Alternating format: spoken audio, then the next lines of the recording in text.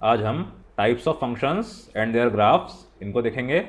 इसके बाद हम कुछ क्वेश्चंस रेंज और डोमेन दोनों के करेंगे। Modulus function, greatest integer function और सिग्नम फंक्शन, इन तीनों के लिए मैं एक अलग से वीडियो भी बनाऊंगा। थोड़ा से वास्ट टॉपिक हैं जेई लेवल के हिसाब से। आपको मैं क्वेश्चंस इस वीडियो में भी कराऊंगा, पर एडवांस लेवल के लिए मैं एक अलग वीडियो बना दूंगा। आपको अगर ये वीडियो अच्छा लगता है तो प्लीज़ इस चैनल को लाइक, शेयर और सब्सक्राइब ज़रूर कीजिएगा। चलिए हम स्टार्ट करते हैं। सम फंक्शंस एंड देयर ग्राफ्स। इसमें पहला आपका आता है आइडेंटिटी फंक्शन। ये तो बहुत ही सिंपल है, आप 9th-10th में भी देखते हुए आए हैं। आइडेंटिटी फंक्शन या आइडेंटिटी इक्वेशन ये क्या होती है? Where y is equals to X, दोनों की वैल्यू ले दे के सेम हो, जैसा इनपुट वैसा आउटपुट।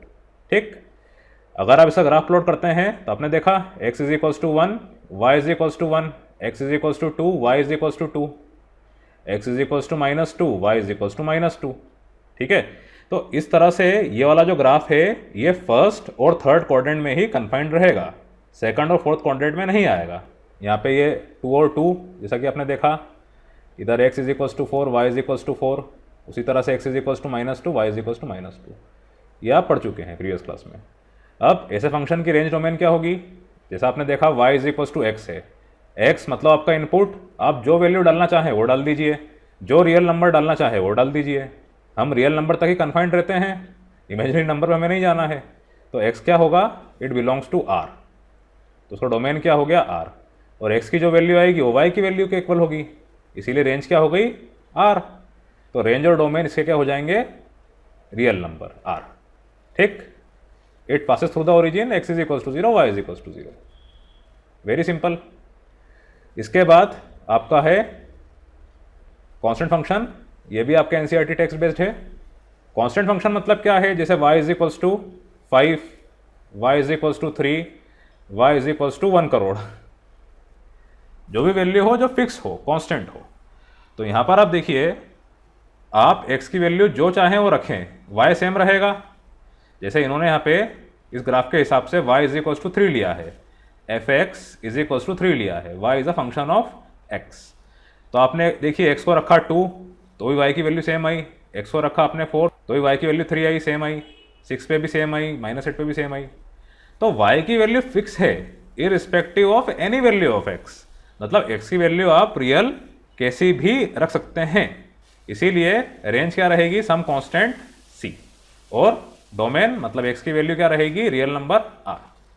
ठीक, इसका आप ध्यान रखिएगा। देन आपका आता है पॉलिनोमियल फंक्शन। ये तो बहुत ही ईजी है, आप जानते हैं पॉलिनोमियल ऐसी इक्वेशन जिसके अंदर x की पावर नॉन नेगेटिव हो। जहां पे आपने देखा y is equals to 1/x, 1/x square, ये पॉलिनोमियल आपका नहीं होता है।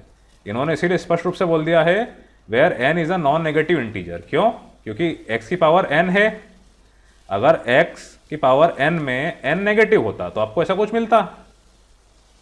n मान लीजिए आप होता -1 नेगेटिव, तो x की पावर -1 मतलब वही बात हो गई, 1/x। ठीक, तो ये है आपका पॉलिनोमियल फंक्शन। इसके बाद आपको कुछ एग्जांपल्स दिए हैं, उस एग्जांपल्स में भी उन्होंने फंक्शन को एक्सप्लेन किया है, वो कर देता हूं मैं। ये है आपका y is equals to x square.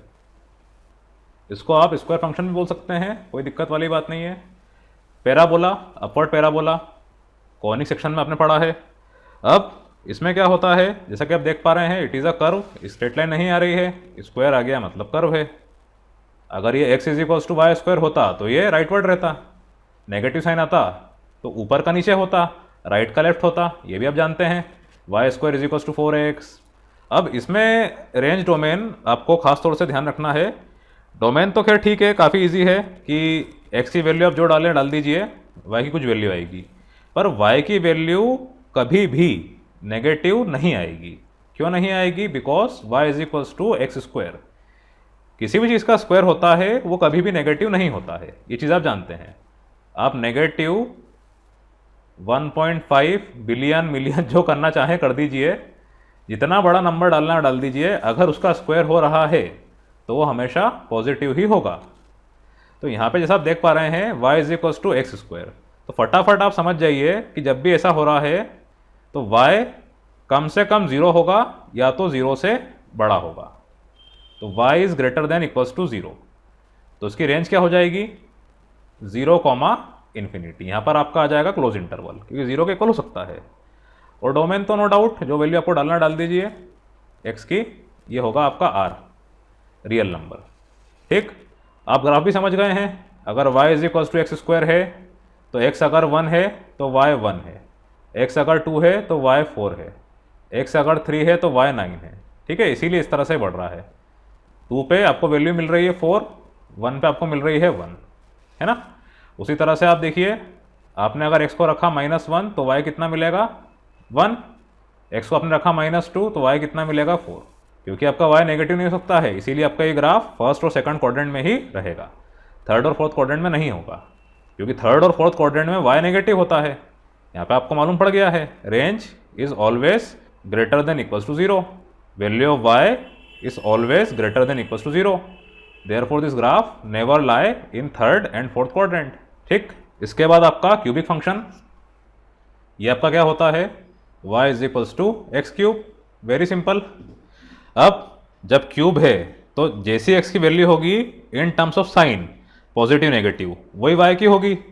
x अगर पॉजिटिव है तो y पॉजिटिव है, x अगर नेगेटिव है तो y नेगेटिव है। अभी आपने देखा था लीनियर फंक्शन में, आपका ग्राफ फर्स्ट क्वाड्रेंट से लेके थर्ड क्वाड्रेंट तक ही कन्फाइंड था, इसीलिए ये भी फर्स्ट और थर्ड क्वाड्रेंट में ही रहेगा, इससे बाहर नहीं निकलेगा। ठीक, तो उसको आप प्लॉट करेंगे तो आपको कुछ ऐसा मिलेगा। इसमें अगर आपने डोमेन को देखा तो डोमेन क्या है, रियल नंबर, जो वैल्यू डालना है r की डाल दीजिए आप, x की हर वैल्यू पे आपको y की कुछ वैल्यू मिल रही है, इसीलिए domain is equals to r, और रेंज ये भी क्या होगी r। ऐसा कहीं नहीं हो रहा कि y आपको ओनली पॉजिटिव मिल रहा है, इक्वल टू 0 मिल रहा है, जैसा आपके स्क्वायर फंक्शन में था। थर्ड क्वाड्रेंट में आ गया है आपका y, x भी, मतलब दोनों नेगेटिव भी हो सकते हैं, इसीलिए डोमेन और रेंज दोनों क्या होगी इसकी, रियल नंबर r। फिर आपने ग्राफ प्लॉट किया, y is equal to x cube, x1 y1, x2 y8, x -2 y -8। देख लीजिए आप, ये 1 पे इधर कहीं मिलता आपको ये इस तरह से, उसके बाद 2 पे आपको सीधे मिल रहा है 8, थोड़ा सा ये ग्राफ इनएक्यूरेट है, ये 2 जो है एकदम 8 पे आ रहा है इस तरह से, और यहाँ पे -8 पे आपको -2 मिल रहा है। ठीक है, ये ग्राफ भी आपकी एनसीईआरटी बुक का ही है। तो ये आपका होता है क्यूबिक फंक्शन। ठीक, इसके बाद है आपका रेशनल फंक्शंस। रेशनल फंक्शन वो होते हैं जिसको आप, जैसा आपका रेशनल नंबर होता है p/q, उस फॉर्म में एक्सप्रेस कर सकें। वही लॉजिक, अगर p/q है तो आप जानते हैं q should not be equal to 0, otherwise आपका रेशनल नंबर नहीं होगा, क्योंकि इन्फिनिटी हो जाएगा। फंक्शन में भी f(x/gx) है तो नीचे वाला फंक्शन डिनोमिनेटर वाला इक्वल टू 0 नहीं होना चाहिए। ये फंक्शन हालांकि बहुत ही ईजी है डेफिनेशन के हिसाब से, पर इसके ऊपर बेस्ड क्वेश्चंस बड़े कंफ्यूजिंग होते हैं। डोमेन रेंज के जो क्वेश्चंस आते हैं उसमें आपको x -4 अपॉन x -2 ऐसा दिया होता है, आपसे पूछा जाता है रेंज डोमेन निकालिए, तो आपको डिनोमिनेटर को बहुत ध्यान में रखते हुए चलना है। डिनोमिनेटर में ऐसा कुछ ना आए जिससे कि आपको इन्फिनिटी मिल जाए, और ऐसा कुछ मतलब x की वैल्यू ऐसी कुछ ना आए जिससे डिनोमिनेटर 0 हो जाए, नॉट डिफाइंड हो जाए। ठीक, तो जैसा आपका रेशनल नंबर ऐसा आपका rational function f(x/gx) where gx should not be equal to 0। इसके बाद आपका रेसिप्रोकल फंक्शन, ये क्या होता है आपका, y is equal to 1/x, f(x) is equal to 1/x। अब इसमें आप थोड़ा सा फिजिक्स का लॉजिक लगाइए। आप जानते हैं inversely proportional to something, physics और केमिस्ट्री में जब भी इनवर्सली प्रोपोर्शनल कुछ होता है, इसका मतलब क्या है, एक चीज़ अगर बढ़ रही है तो दूसरी चीज़ घट रही है। इन अदर वर्ड्स, अगर आप 1/4 और 1/8 लिखें तो आप जानते हैं 1/4 1/8 से बड़ा है, नो डाउट। अब यहाँ पे x 4 है, एक जगह x 8 है, तो x तो बढ़ रहा है पर y कम हो रहा है, तो इस तरह से आपको एक ग्राफ मिलेगा। आप नेगेटिव साइड में जाएंगे तो फ्रैक्शन में उल्टा काम हो जाएगा। फ्रैक्शन अगर आप देखें -1/4 और -1/8, तो -1/8 जो है वो बड़ा है, तो अगर आप नेगेटिव लेते हैं और नेगेटिव वैल्यू ऑफ x छोटी रहती है तो y की मैग्नीट्यूड वाइज वैल्यू ज़्यादा होगी। जैसे जैसे आप x को बढ़ाते गए वो कम होती जाएगी।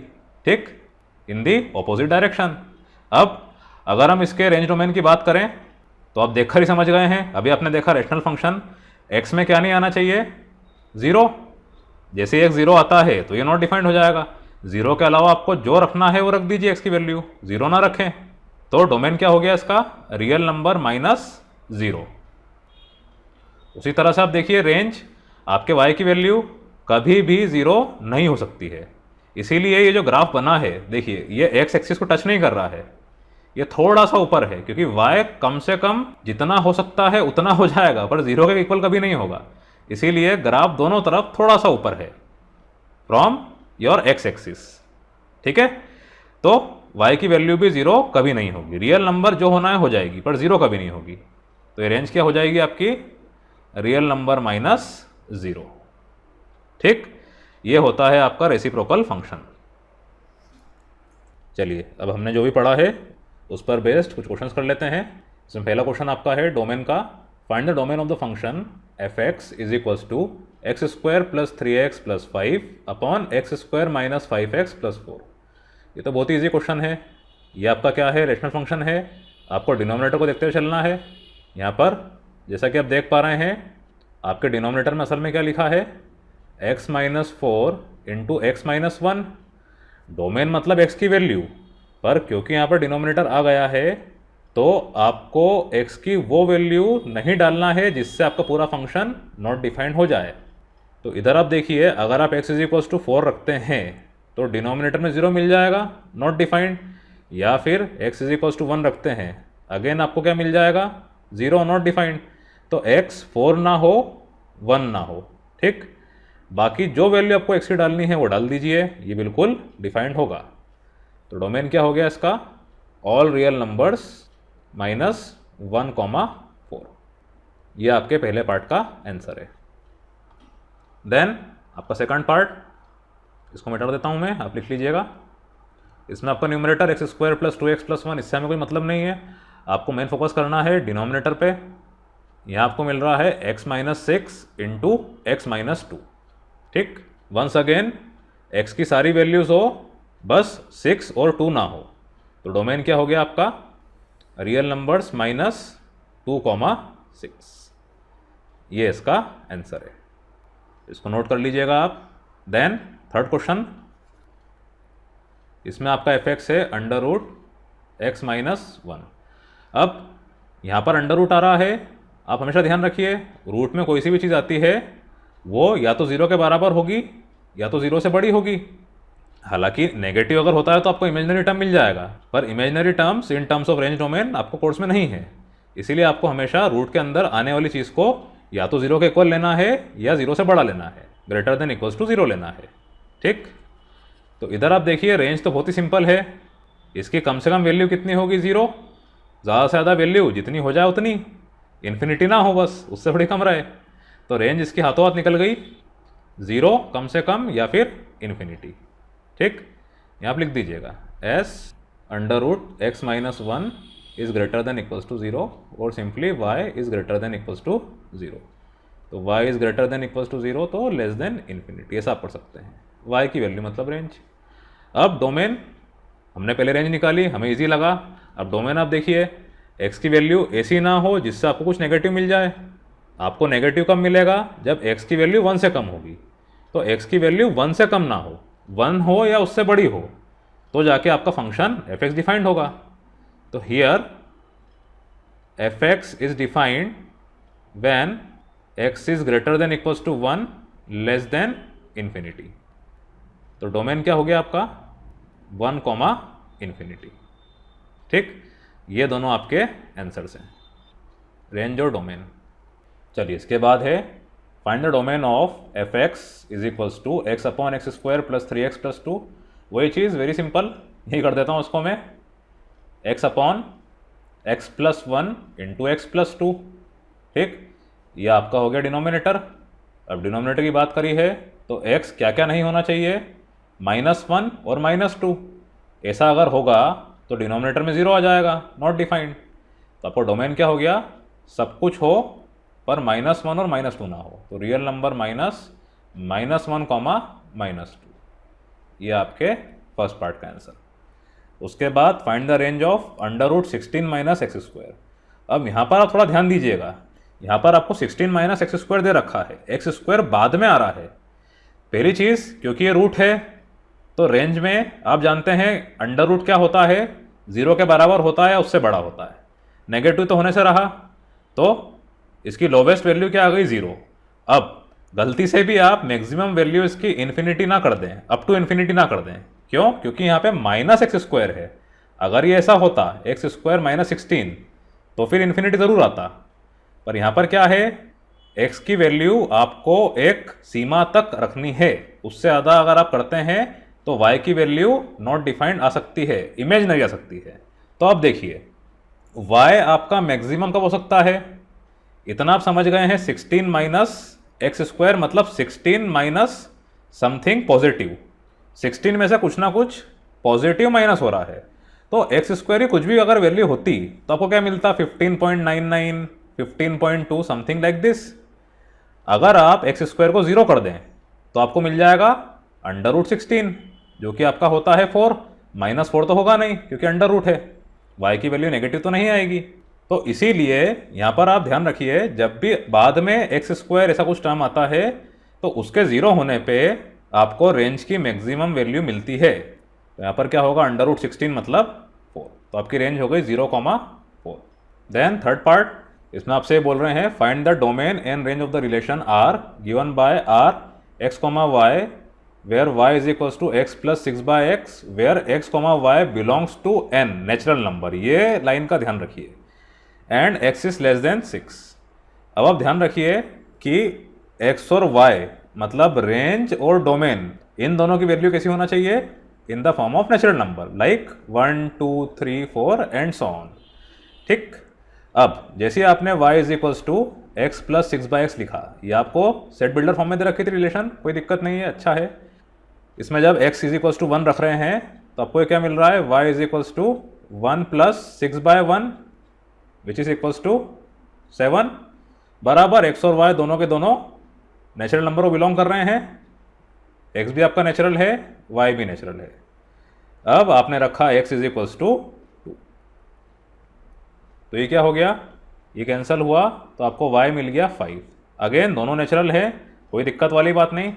फिर आपने रखा x इज इक्वल्स टू 3, तो y कितना मिल गया आपको, 3 + 6/3 again 5, it belongs to natural number. ठीक। x इज इक्वल टू जैसे आपने 4 किया, इधर क्या हो गया, अब गड़बड़ हो गई। y आपको मिल रहा है 4 + 6/4 जो कि होता है 3/2। मतलब जो भी वैल्यू आपको मिलेगी वो नेचुरल नंबर को बिलोंग नहीं करेगी, किसकी, y की। x की करेगी पर y की नहीं करेगी। तो आपको रिलेशन ऐसी बनाना है कि x और y जो आप पेयर चूज करें वो नेचुरल नंबर को बिलोंग करें। यहाँ पे 1 के साथ 7 बराबर बन गया, 2 के साथ 5 बन गया, 3 के साथ 5 बन गया, पर x इज इक्वल टू 4 पे ही रिलेशन नहीं बन रही है। तो आपको x की वैल्यू 3 तक ही लेना है, क्योंकि 5 पर भी ये क्या होगा, नेचुरल नहीं होगा। 5 + 6/5 अगेन ही कितना हो गया, 1 point something which is not natural. और 6 तो होगा नहीं क्योंकि x इज लेस देन 6 है, इसीलिए x इज इक्वल टू 1, 2, 3। तो आपका डोमेन क्या हो गया, 1, 2, 3 और आपकी रेंज हो गई 7, 5। ठीक, ये आपका आंसर है। चलिए इसके बाद हम ये 3 क्वेश्चनों कर लेते हैं, देन अगले वीडियो में मॉड्यूलस फंक्शन और ट्रिग्नोमेट्रिक फंक्शंस पढ़ेंगे। चलिए हम स्टार्ट करते हैं। इसमें आपको रेंज और डोमेन फाइंड करना है। आपका क्वेश्चन है f(x = 1/x - 2)। इसको हम फटाफट करेंगे, बहुत ईजी क्वेश्चन है। देखिए ये आपका कैसा फंक्शन है, रेसिप्रोकल फंक्शन। यहाँ पर 1/x - 2 आ रहा है, तो आप ये समझिए कि ये 0 तो होने से रहा, कभी भी ये 0 नहीं हो पाएगा, और यहाँ पर x की वैल्यू 2 नहीं होना चाहिए, तो उसका डोमेन क्या हो जाएगा, रियल नंबर -2। बाकी सारी वैल्यूज पे ये डिफाइंड है, इतना आप समझ गए हैं। सिर्फ x इज इक्वल टू 2 पे ये 1/0 हो रहा है जो कि नॉट डिफाइंड है। देन इसके बाद रेंज क्या होगी इसकी, 0 को छोड़ के सारी वैल्यूज। क्यों, क्योंकि आप देखिए x की आप कोई सी वैल्यू डालें ये 1 में आ रहा है, कभी भी ये 0 नहीं होगा, जैसा कि आपने रेसिप्रोकल फंक्शन में पढ़ा था। तो उसकी रेंज क्या हो जाएगी, ऑल रियल नंबर -0। ये दोनों इसके आंसर्स हैं।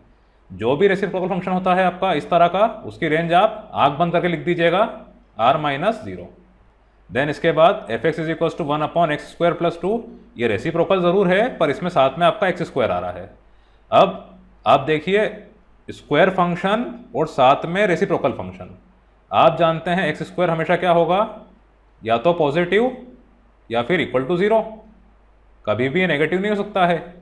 तो 1/x² + 2 ये आपको हमेशा क्या देगा, ऐसा रिजल्ट जो कि 2 के बराबर है या 2 से बड़ा है।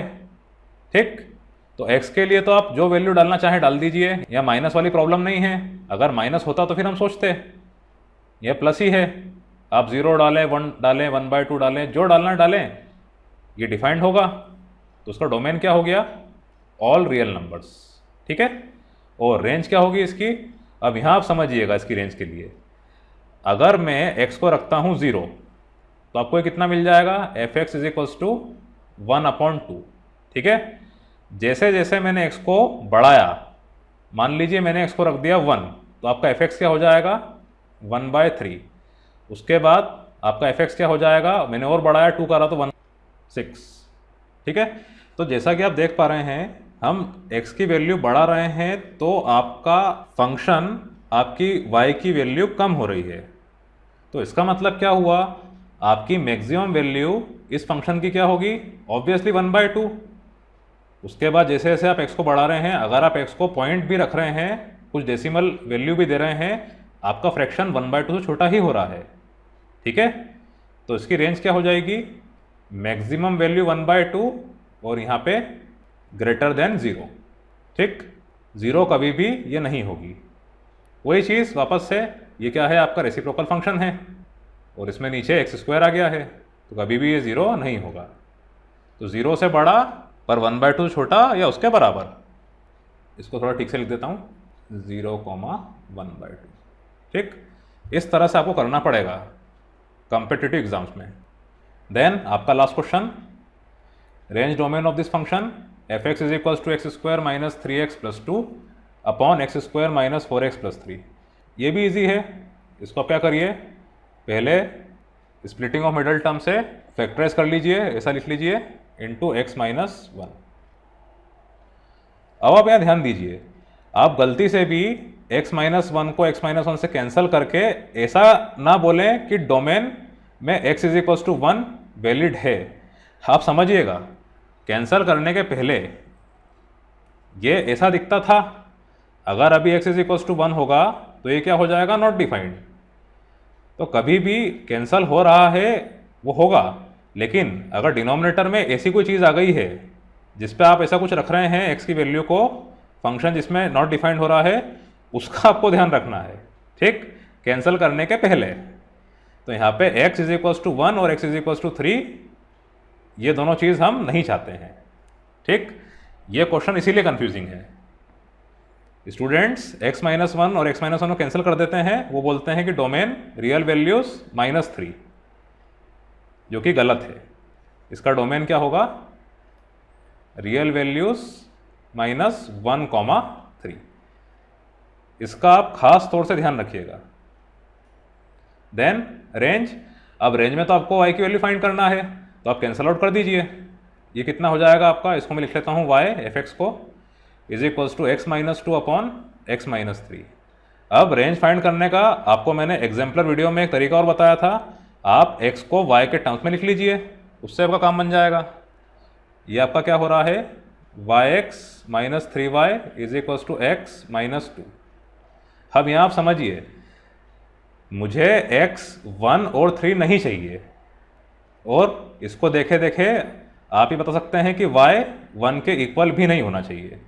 तो रेंज, जैसा कि आप देख पा रहे हैं, x तो जब मैंने y के टर्म में लिखा है, इसमें हो सकता है रियल वैल्यूज आ जाए, पर आपको वो वैल्यू y की नहीं चाहिए जब x 1 रहा हो और 3 रहा हो।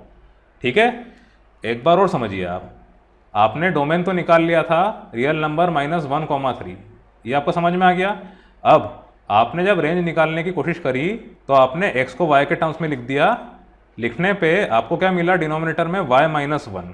तो क्लियरली क्योंकि डिनोमिनेटर में y - 1 आ रहा है, तो y should not be equal to 1। एक चीज़ तो ये हो गई रेंज के लिए। अब x की वैल्यू 1 और 3 भी नहीं चाहिए हमें, क्योंकि इस पर ये डिफाइंड नहीं है, fx डिफाइंड नहीं है। तो अगर मैं x = 1 रखता हूँ, तो उससे मुझे y कितना मिल जाएगा, y - 1 3y - 2, मतलब 2y = 1। तो y इज इक्वल टू 1/2 ये भी आपको नहीं चाहिए। y should not be equal to 1/2। क्यों? Because here x is equal to 1, क्योंकि ये भी आपको नहीं चाहिए था। मैं बार बार क्रॉस लगा रहा हूँ समझाने के लिए। और उसके बाद x इज इक्वल टू 3, इस पर तो कुछ y की वैल्यू आई नहीं रही है। आपने x इज इक्वल टू 3 रखा तो ये हो जाएगा 3y minus 3 is equal to 3y minus 2। कुछ y की वैल्यू नहीं है इसके अंदर, तो x इज इक्वल टू 3 इसलिए नहीं होगा। तो आपकी रेंज क्या आ गई? All real numbers minus y की एक वैल्यू 1/2, एक वैल्यू 1 जो कि ना हो।